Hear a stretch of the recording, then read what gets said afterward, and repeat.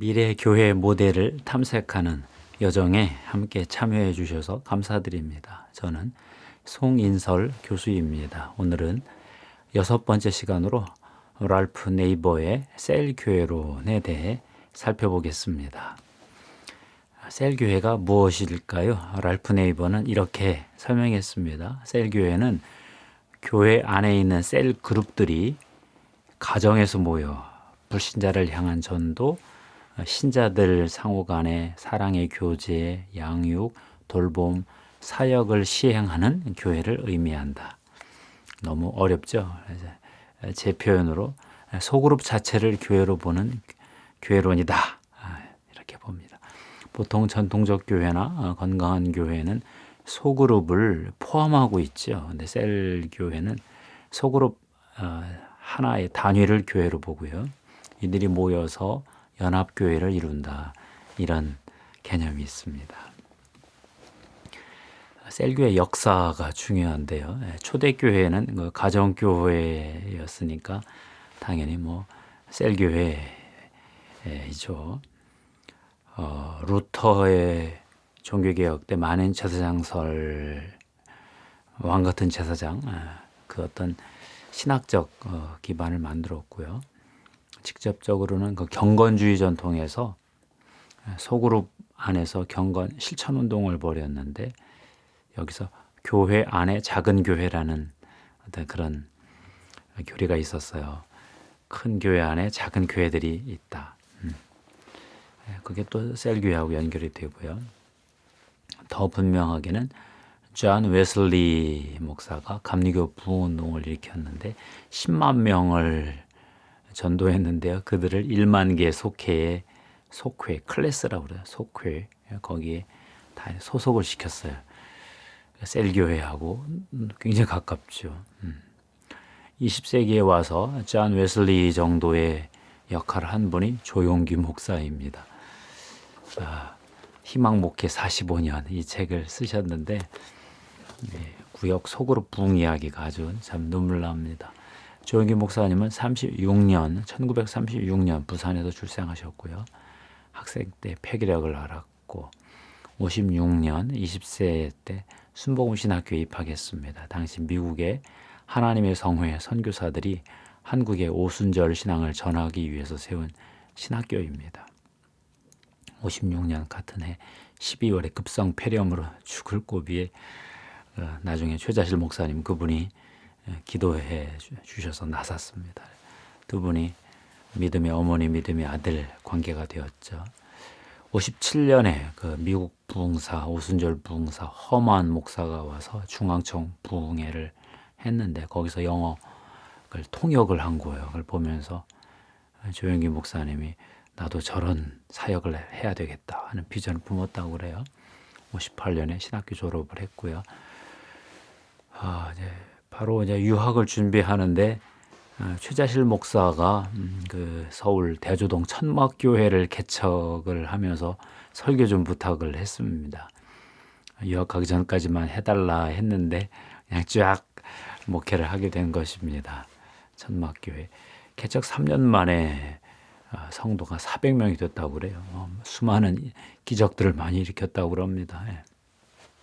안진병에도 일어나고 61년 서대문 순복음 부흥회관을 개척했고요.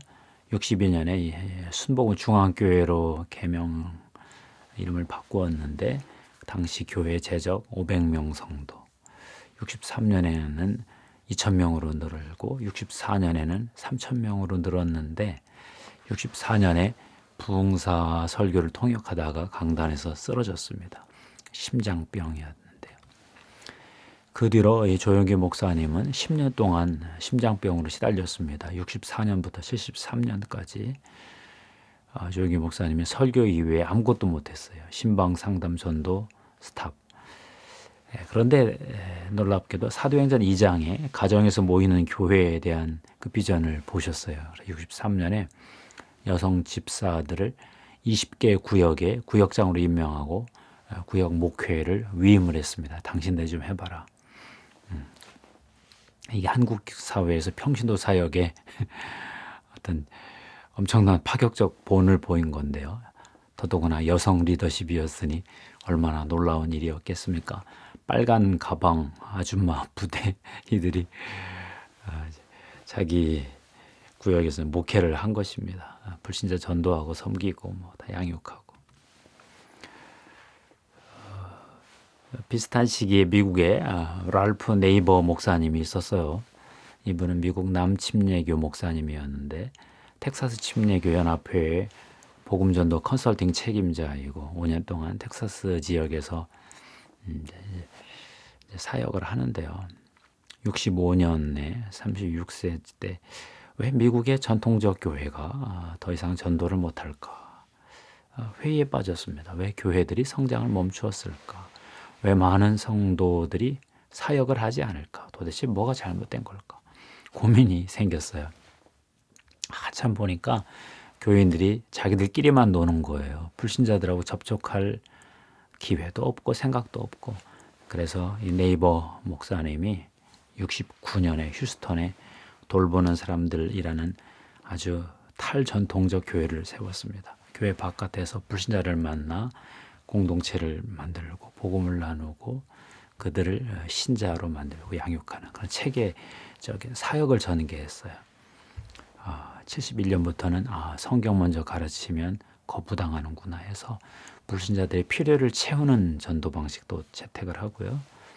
이 랄프 네이버 목사가 71년에 드디어 조영기 목사님의 여의도 순복음교회를 방문을 했습니다. 보니까 자기가 꿈꾸던 그 모습, 구역장들이 전도하고 스스로 목회하는 그 현장 증거를 본 거예요. 자기도 그런 생각을 하고 있었는데 실제 실물을 보고 나니까 이제 생각이 확 바뀌어가지고 셀 교회론을 이제 체계화하기 시작을 했습니다. 86년부터 4년 동안 싱가포르의 로렌스 콩 목사를 도와서 페이스 커뮤니티 베프티스트 처치를 셀 교회로 이렇게 전환시키는 컨설팅을 해가지고 이게 세계적인 셀 교회로 됐지요. 그래서 네이버 목사님이 모두 신자를 훈련시켜서 사역자로 만들 수 있다. 이걸 이제 확증을 얻었습니다. 랄프 네이버 목사가 89년에 우리는 어디로 가고 있는가 이 책을 출판했고 90년에 셀교회 양육 시스템 터치 셀그룹 훈련 경기장 만들고 터치 국제 셀 사역 단체도 만들고 그 다음부터 80년대부터 동남아시아, 미국, 남미, 오스트레일리아, 남아프리카 공화국, 러시아, 우크라이나 등으로 쫙 확산이 되었어요. 90년대가 되니까 셀교회가 세계적 운동으로 성장을 했습니다. 셀교회 역사에서 또 하나 등장하는 인물이 세자르 카스텔라노스라는 분인데요. 콜롬비아 보고타에서 목회하십니다. 1986년에 여의도 순복음교회 방문해서 이드로 체제 셀그룹 그거 모방해서 가서 교회를 키웠는데 주님께 기도하다가 G12 12명 공동체 12명 셀그룹에 대한 아이디어를 얻었어요. 예수님이 12제자를 양육한 모델인데요. 셀은 12명 넘어가면 안 된다. 그 이상이 되면 반드시 분가하라. 조엘 코메스키가 G12 이론을 체계화해서 책을 많이 썼습니다. 한국의 G12 사역으로 유명하신 분이 김삼성 선교사죠. 1991년 카자흐스탄 알마티에 교회를 개척했는데 랄프 네이버 목사님의 도움으로 94년에 셀 사역을 시작을 했다가 2001년부터 세자르 카스텔라노스의 G12에 참여를 했어요. 그래놓고 2001년부터 실크로드 청년 페스티벌을 전개해서 카자흐스탄 청년들에게 교회를 개척하도록 운동을 벌여서 큰 성공을 거두셨습니다. 김삼성 선교사님. 한국에 또 셀교회 하면 또 빠질 수 없는 분이 김성곤 목사죠. 부산의 풍성한 교회. 이분은 G12를 한국형으로 두 날개하고 이렇게 연결시켜서 D12로 이렇게 바꿨습니다. G12의 어떤 한국화 비슷한 건데요. 랄프 네이버의 셀교회 네트워크와 G12 카스텔라노스 그거가 직접 관계를 맺지 않고요. 독자적으로 두 날개라는 셀교회 네트워크를 형성한 것입니다. 그럼 지금부터 셀교회의 교회론의 기본을 좀 보려고 합니다. 랄프 네이버 그분 이야기가 셀교회에는 5가지 시스템과 원리가 있다 그래요. 첫째가 공동체, 두 번째가 복음전도, 세 번째가 지도력, 네 번째가 상호 책임, 다섯 번째 양육. 5손가락으로 설명하는 걸 봤습니다. 첫 번째 공동체. 교회는 공동체다 그런 뜻인데요. 소그룹 공동체와 대그룹 공동체가 있다. 공동체는 유기체죠. 살아있는 생명체입니다. 가족입니다. 공동체 안에 아비, 청년, 아이가 존재한다고 보죠. 결국 이 공동체 이야기는 교회의 본성에 대한 어떤 그런 해당되는 것 같습니다. 두 번째 복음전도. 랄프 네이버가 셀교회를 만든 것 자체가 불신자 전도를 위해서 만든 거죠. 교인들이 하도 교인들끼리만 노니까 전도지향적입니다. 불신자와 관계를 맺고 그들 속으로 파송받아 들어가서 선교적 사명을 감당하는 것입니다. 불신자를 VIP 대접을 하죠. 자기 오이코스 영역, 관계 영역별로 이렇게 예수 안 믿는 사람들을 VIP로 놓고 복음을 전해가는 것입니다. 필요를 채워가면서 셀교회 리더들은 열린 셀이라고 그래서 안 믿는 사람들과의 공동체를 만드는 어떤 그런 원리가 있습니다.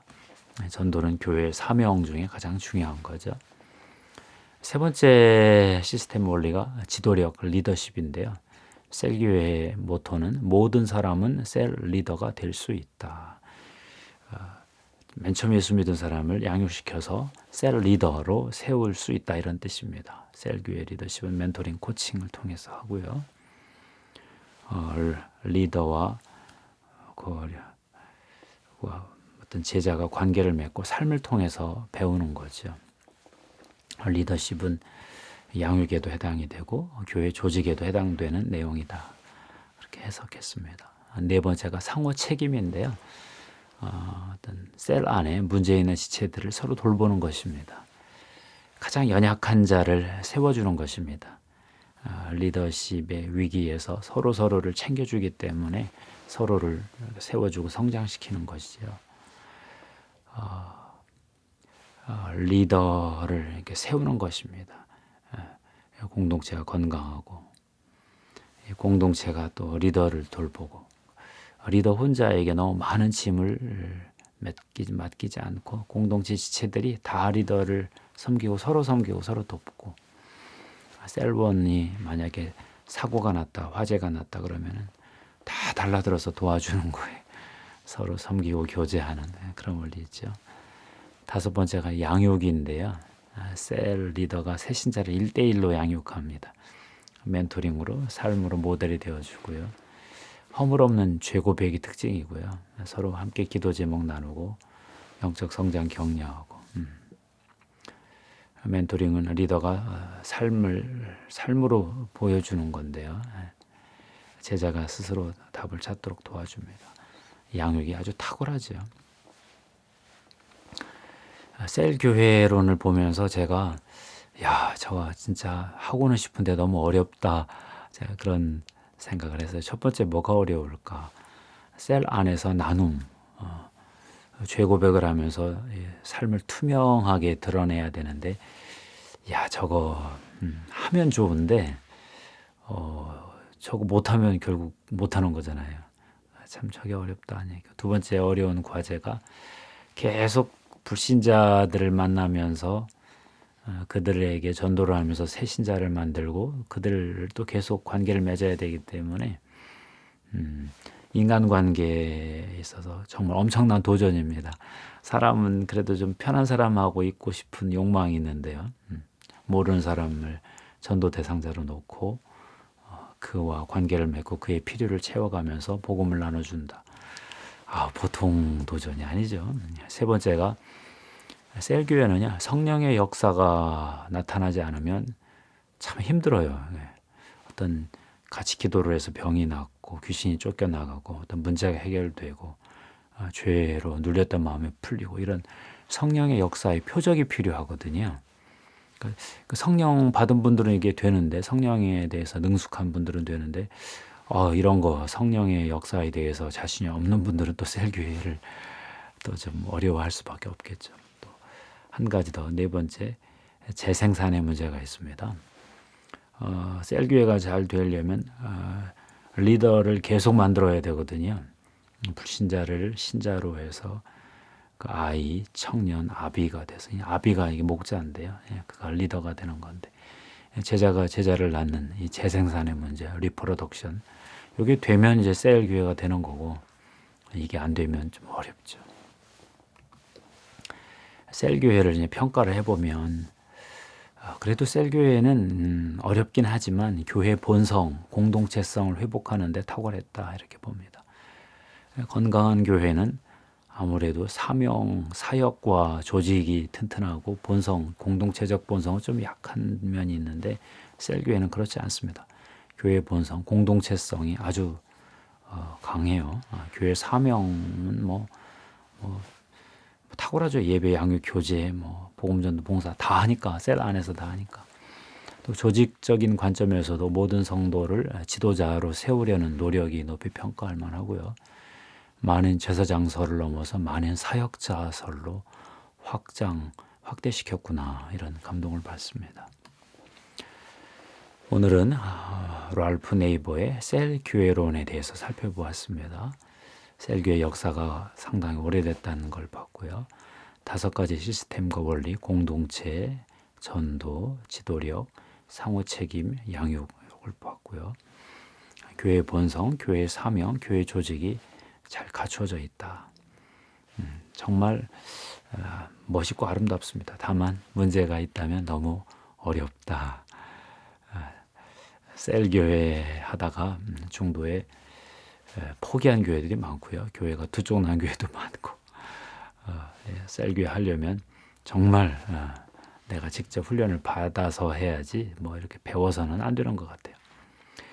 혹시 오늘 나눈 내용 중에 질문이 있거나 더 자세히 알고 싶은 것이 있으면 댓글 남겨주시면 할 수 있는 만큼 답변해 드리도록 하겠습니다. 감사합니다. 하나님께 영광 돌립니다.